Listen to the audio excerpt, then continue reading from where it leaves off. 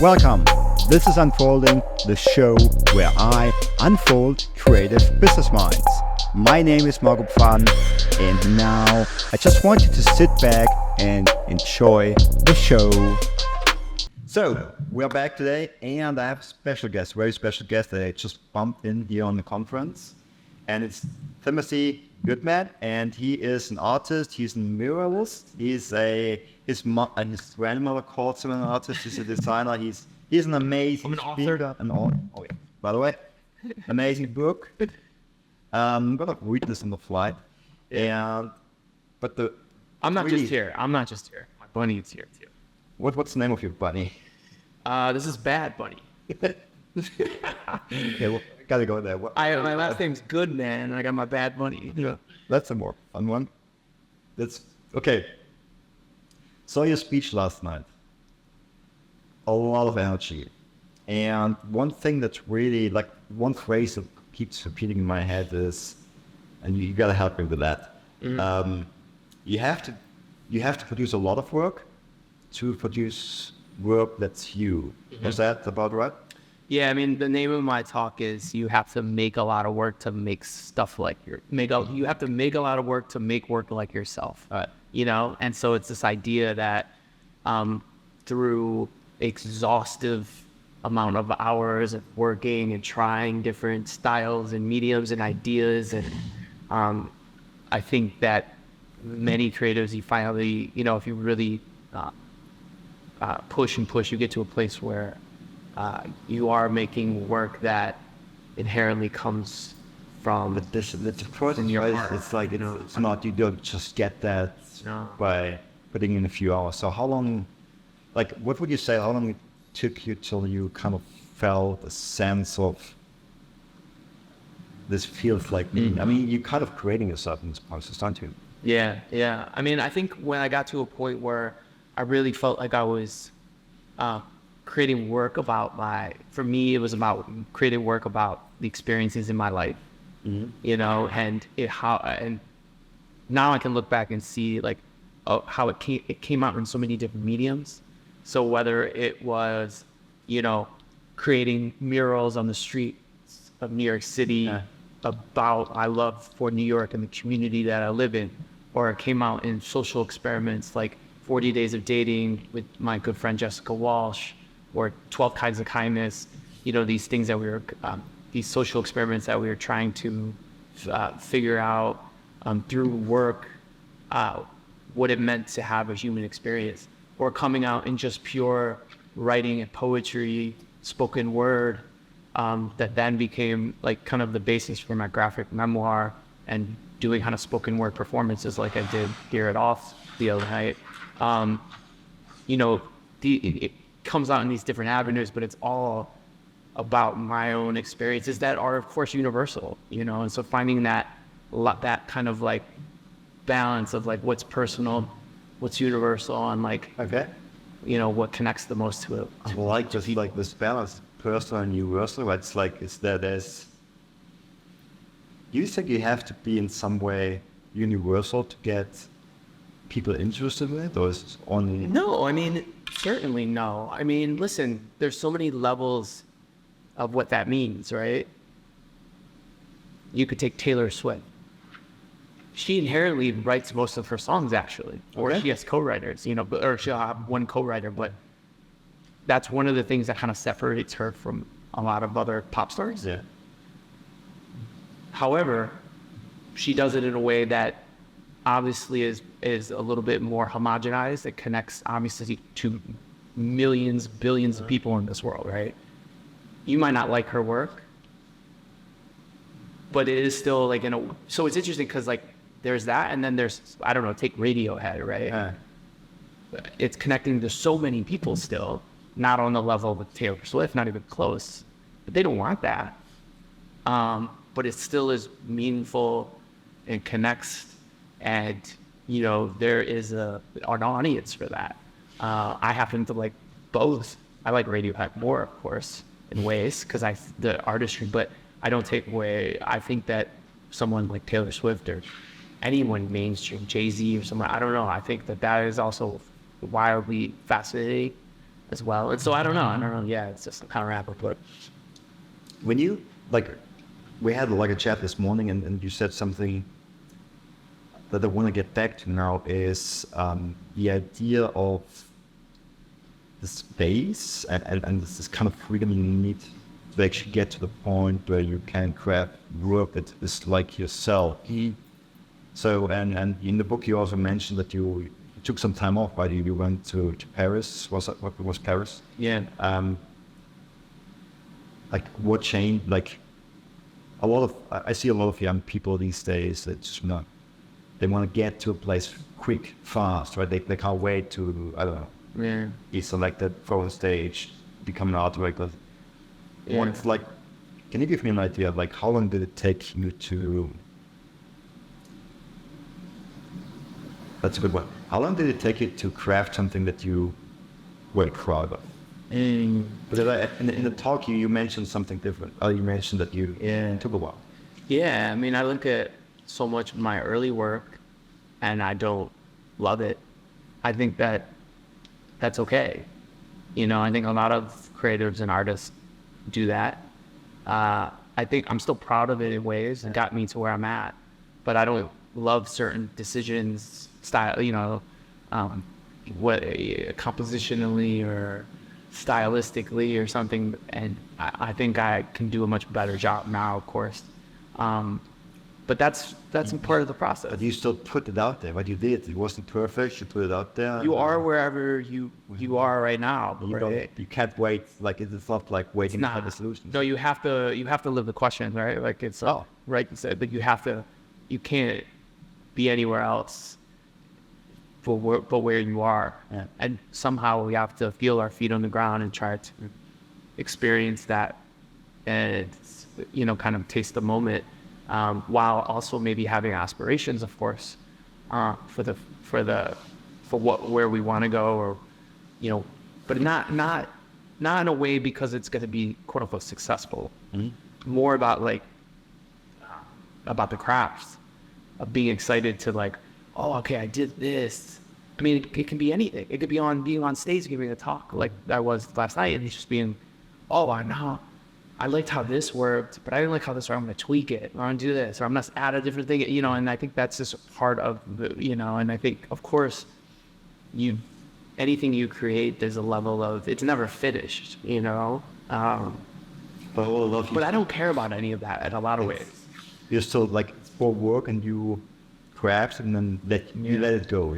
So much of what happened with my style, which obviously is I'm so, inspired by so many artists, whether it's all my big wonky lettering. It's very much inspired by Barbara Kruger, and being able to, and it's very important for me that I don't do a piece of lettering that I'm writing. It's always my words. Okay.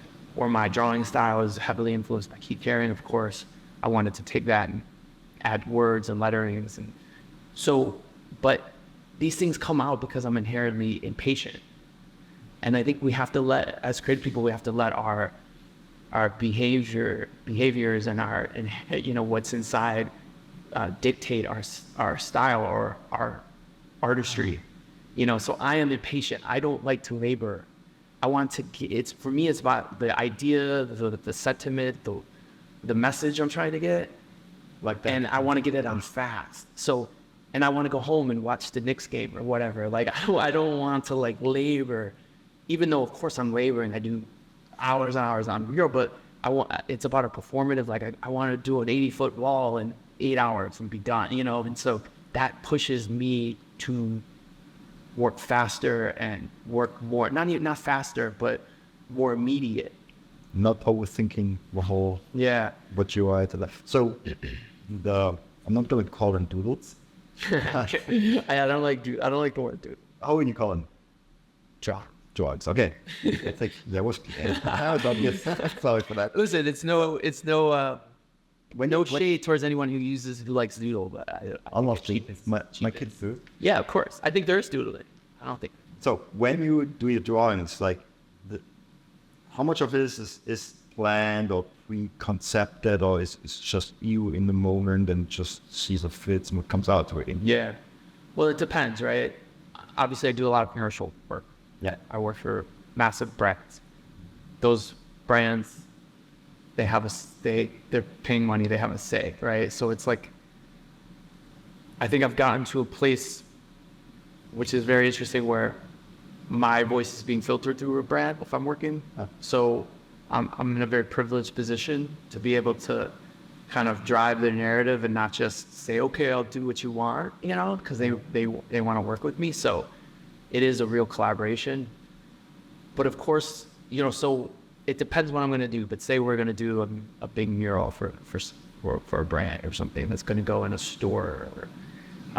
We might make a whole list of what I might draw. Okay, but So it's a list, it's a little sketch. No sketches. Okay. So we'll go back and forth on the list until I'm happy and they're happy. We say like a bull's, There might- got to be a bull's head or... Yeah, say like I'm doing something for Apple. And it's like, okay, we want phones, and we have computers, we have laptops, and we want, but then there might just be general terms like creativity, okay, this and this and this, and happiness and this, and I might suggest things I might draw. But for me, I don't do sketches like that because then I'm wasting time. I draw all these things that I think, and then suddenly they have all these edits. So if we make a list, I bypass all of that. Now, of course, there are times I do sketches. It depends. I actually do more sketches when it's work that is like, whether I'm doing like donating a mural into school or doing something that was really like I did this massive mural that was all about my 25 greatest basketball teams because I'm a huge NBA fan. But I did a sketch of that first, or I have gallery shows and I do these sketches because it's the work I really love. And it's not just a corporate commercial job. But with that kind of stuff, I try to streamline the process. We make lists, they approve it. That's interesting. And I very freestyle the whole thing. Are you still freestyle then? Still freestyle. But it's also like... So I work off contractually on that list. Yeah. They know I'm not going to draw something political or draw a boob or a dick or what, something offensive or something, and at this point I have a resume that shows that I'm not going to, I'm like, but yeah, so it's different buckets. Change direction for a moment. So you're always in transition, right? You're always evolving, you're always getting your art, your work evolves. What's the next thing for you? You have something like a new art, a new style you want to move into? Or like how do you do it's an interesting question. I don't know if I'm always transitioning. I don't know. We're always changing, but we're always the same. But it's a weird thing. You have like what you said in the beginning, like different mediums, different avenues. You express what you want to say. Yeah. Is there anything you're working on at the moment? There's things I'm tinkering with. I'm not quite sure. Sometimes I get a little superstitious about talking about things that maybe are still just a little like, because it's like I want to protect it. Like the idea, it's like a sacred thing. It's like I don't want to, but I definitely have I'm definitely at a place now where I'm kind of like, I feel where I am a little bit like, what's next? Like I want to keep doing my thing, but there is a level of like, okay, I think we're always doing that, right? Like, yeah. But maybe I'm plateauing a little bit and I want to see like, even if I got to go down to go back up, like what that might be about. I don't know. Maybe learn an instrument. well, I love about like I'm so obviously I watched all your stuff, your work, stage experiences, your social media. You're always happy. It's like every picture's like you're smiling. Like it's amazing. Are you happy doing what you do? I am happy doing I'm content in a lot of ways, or I feel. I just feel like I used to haul buckets of wallpaper glue upstairs for like 15 hours a day when I was in my late teens and early 20s. I worked for a painting company, like house painting. Okay. Like real, like working with like guys painting wallpaper, laying tile, putting up drywall, you know. I did that for years. I barely graduated high school. And so, like, I never thought I would be doing any of the stuff I'm doing now. And I didn't have any money back then. I had to take out all these scholarships, or take out all these, we only had one scholarships and take out all these loans to try to move to New York City and go to art school. So all of that's still in me. Like, I think about all those guys. I think about my family, which is very much blue collar. I think about where I come from, and that all lives in me. And so I try not to take any of this shit for granted, you know, like, I think we're in this bubble. We come to these festivals. We do this, you know, we're on social media, design world. We're very, you know, we talk about these ideas and people ask questions like, do you think design could change the world, and all these things, you know? And it's like, meanwhile, there's like suffering and tragedy happening all over the place. That the policymakers are destroying, you know, it's a real foundation of the United States and things we value. And so I just don't take this shit for granted, you know? Like, that's why it's like, I think like years ago, like with that project 40 Days of Dating that we did, and when it went viral and it connected to just everyday people way beyond the design industry, my mom's friends and shit like that, you know, when that happened, it like, and there was no turning back for me. It was at that point that I decided that I had to always make work for just people, not designers, not just, and I want to connect to I want my, you know, it's not a slight against the industry we're in. I would be here without the support and encouragement of people in this industry, but I want to make work for, we forget that. We're in the business of consequence. The things we make have people in real life interact with them. They hold those products. They, you know, no matter what it is, they wear that T-shirt, whatever. And that's what it's about for me. So I'm always thinking about that. And so, yeah. So I don't know if I'm always happy. It's just like, I just feel very fortunate, and I don't take this for granted. So you're kind of driven, right? It's like, what I like is what you just said is like, I just realized it's so true. It's like impact, you create impact once it goes beyond the creative industry.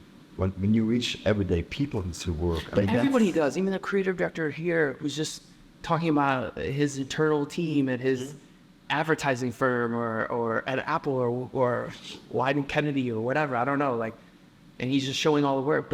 But all that work is going out into the world, into people. I shouldn't forget that. It's so true. Like, we focus on I'm making on stage. I want to win an award for this, but it's not made for the clients, made for the audience. It's like you take people. Oh, and I love this because you do a lot of social stuff. You help kids. The basketball court that was done was together with the kids, right? Yeah. And you did all that. Was that like a social thing, like a? Yeah, I mean, it's just about collaborating with schools and pro bono organizations, especially in New York, to make art. You know, and I think that, like, I love the quote that, like, art is the thing people forget until they need it. And, you know, it's like, that's why I love when people say, like, do you think art or design can change the world? And I don't think so. But I do think that when you remember like, when you're heartbroken and suddenly that corny, cheesy, you know, pop ballad about heartbreak suddenly touches you when you're heartbroken. Or when you're grieving because your mother, your father, your grandfather or mother died, and suddenly that movie about something similar really connects to you, or that book or that novel or that poem. That is what helps us. Because you open them, right? You open yourself up, and all of a sudden you can actually feel those. Yeah, and that's what, you know, and so I feel lonely a lot in the world. Like, I can be in a relationship or single, I could be, you know, quote unquote happy or whatever, but it's like, I do feel like existentially lonely, and so making work about these things or talking about these things is a way to maybe connect to other open people, because I think we all feel that in some way. And so, yeah, that brings me the most joy as like a artist or designer or something.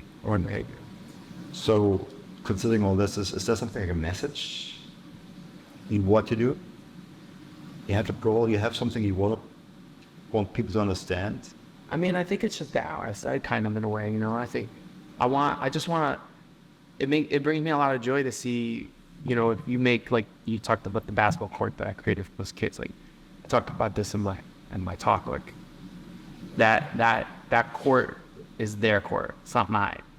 You know, or the wall that I do on the street in the fort, you know, where people are so happy when they see me doing it because it's like their mural on their street or whatever, you know, or even if I do it inside of a mural in an agency, or it's their mural, it's a thing that they, and there's this sense of ownership for folks that I think is what brings them, you know, or people see something and they want to take a selfie in front of it, and it's their message and it's their, you know. That's what you said yesterday, is they own it. Yeah. They help them on their message.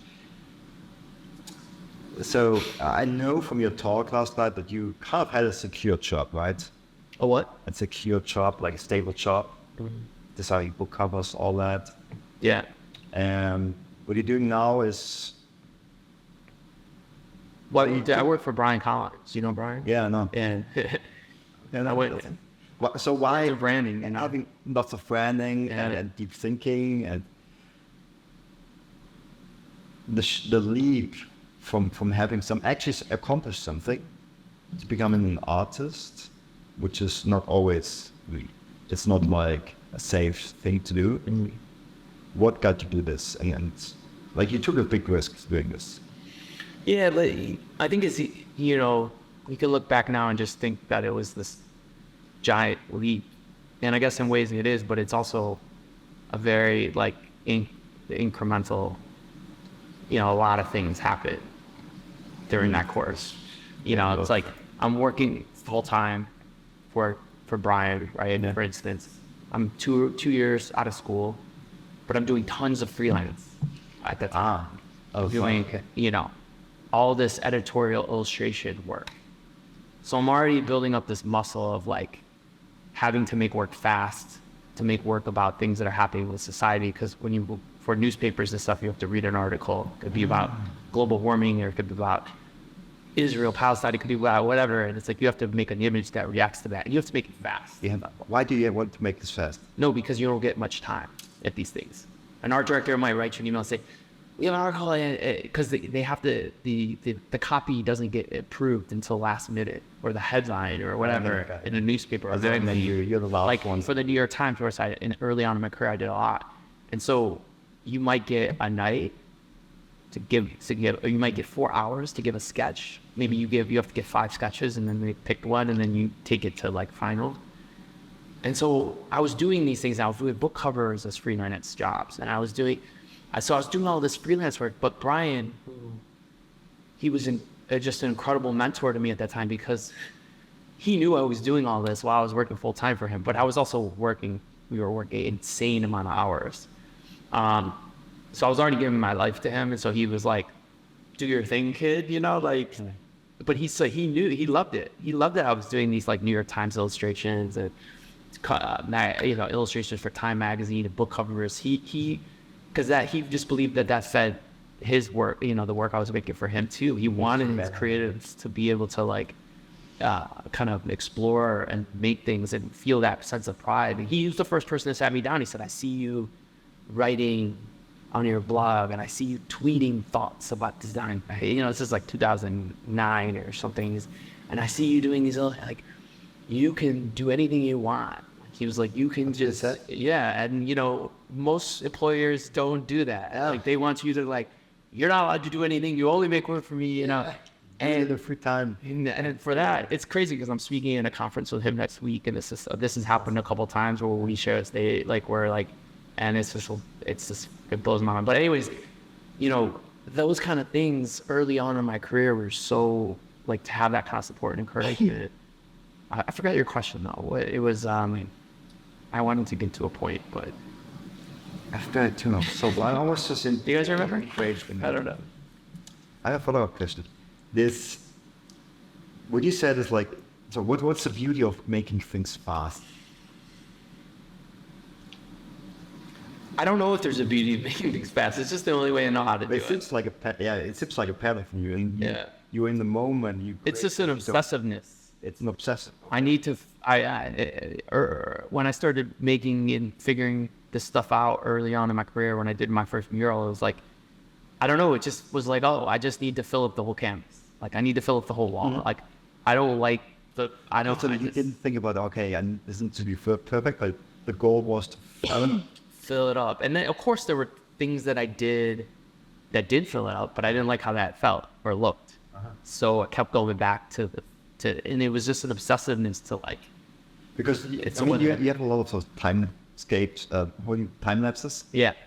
It seems like you know exactly what you're doing when you use this. Like, I always wonder if there's something like if you have some sketches on the wall we can't see, but it's like no. It's really. I mean, there are times, of course, like if there's certain kind of like for my gallery shows, I'll do. Sometimes I do pencil sketches on a canvas first, and then I go over it. Okay. But I'm still freestyling with pencil. But I might make a list for myself even of what I want to accomplish. Sometimes a lot of my, sometimes my work is very editorial where it's like, I made this one in my gallery show in the summer, which was a big canvas about all these basketball teams in history. And so I had to write down it was like editorial. It was like, okay, 1996 Chicago Bulls, who was on the team, or like the 86 Boston Celtics and like what their record that year was. Cause I wanted to try to get the information on. And so I'll kind of work off of things like that. But I don't know. You just end up doing the things the way you teach yourself. Sometimes there's no real like strategy beyond that. I like that. I like that you say there's no strategy, all coming from Brian Correns and then branding, which is all about strategy.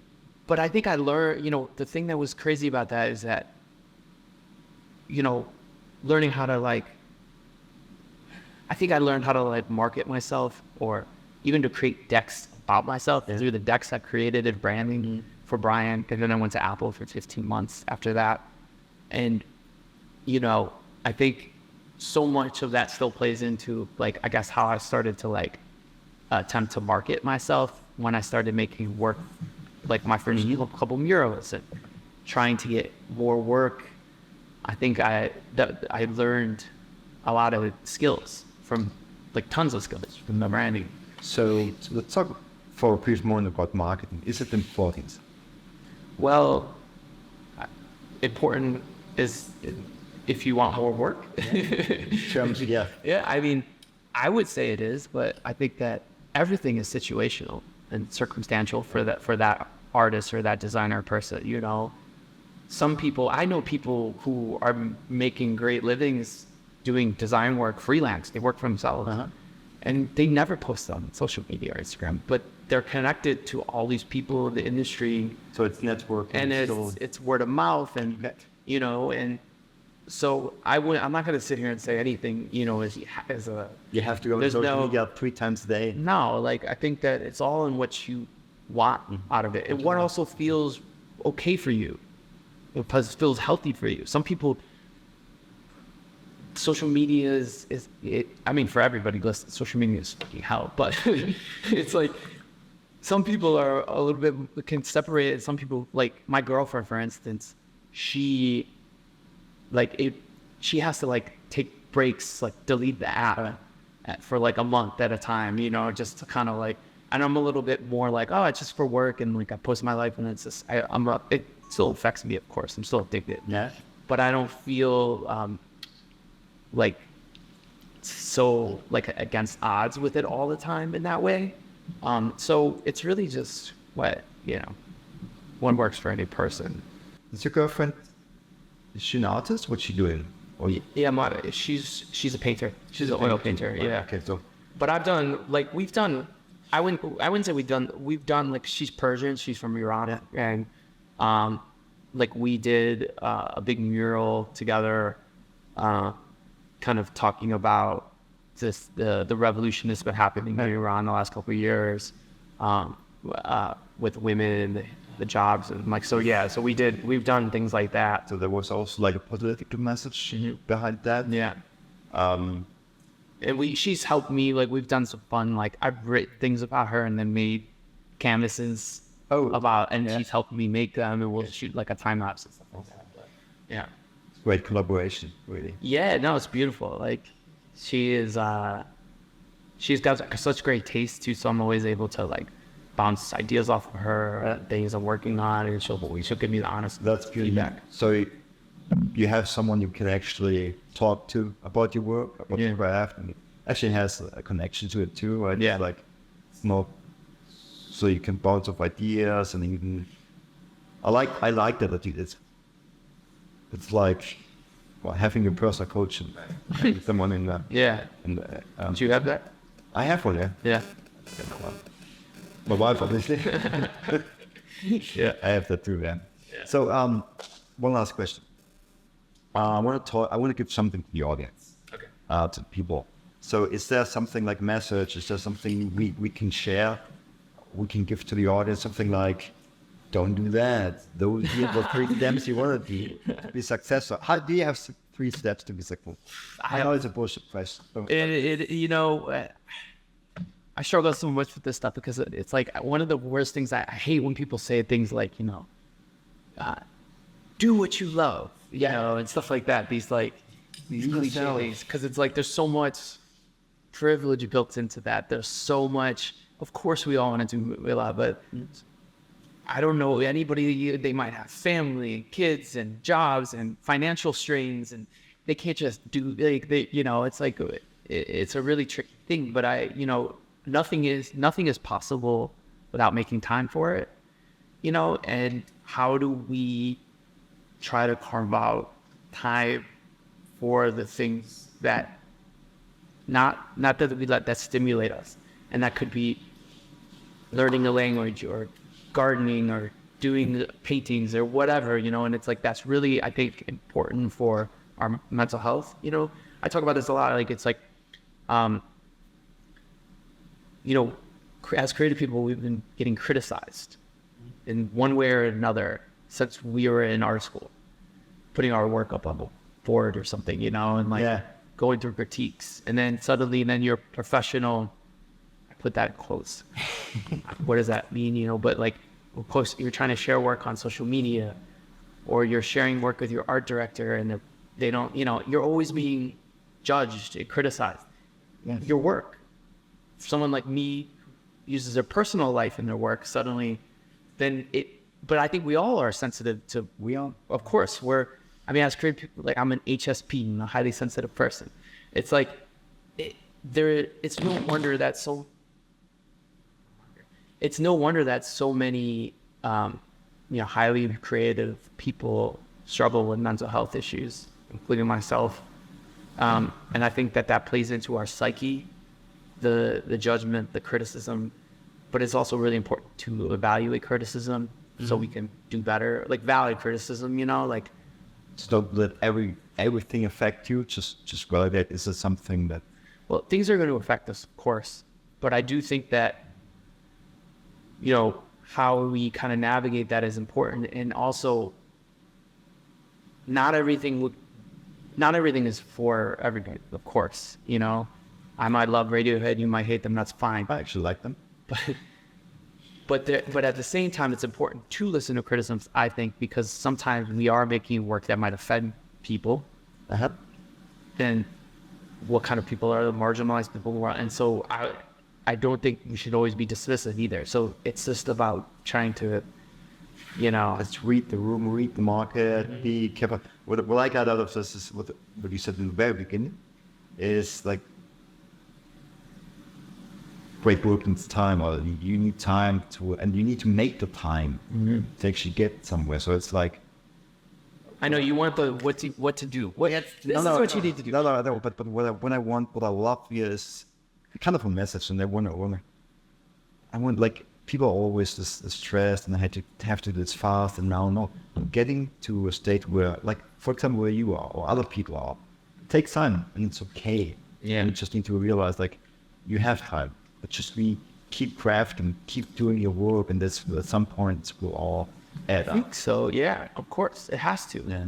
There's no, if you keep putting in work, whether it's consistently or it's broken up, it all kind of like mounts up, So I think beautiful things can happen for that. So, I would just say like design, like approach this as a practice, not as like a profession or an industry. Like I think it's, why do doctors practice medicine or lawyers practice law, but don't we practice art or design? We should think of it like that, and it doesn't have. I think that there's, I don't know. Sometimes you change your mind about.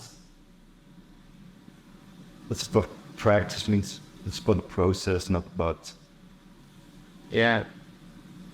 I can't really grasp it, but it's like, maybe it's not so much about status and who we could become when we are good, but it's more like actually doing the work and letting this, like fueling it with a soul and with some messages and whatever it is, and being yourself. Like that. Just finding meaning in your work. I mean, we're all looking for meaning. Sometimes, meaning. We want to create meaning for other people through our work, through ourselves, and I think that sometimes that's enough. I don't know. Awesome. Yeah. Thank you so much. It was Thank amazing you. talk. Thanks to be on the show. Yeah. Thanks for having. Thanks. Thanks for tuning in.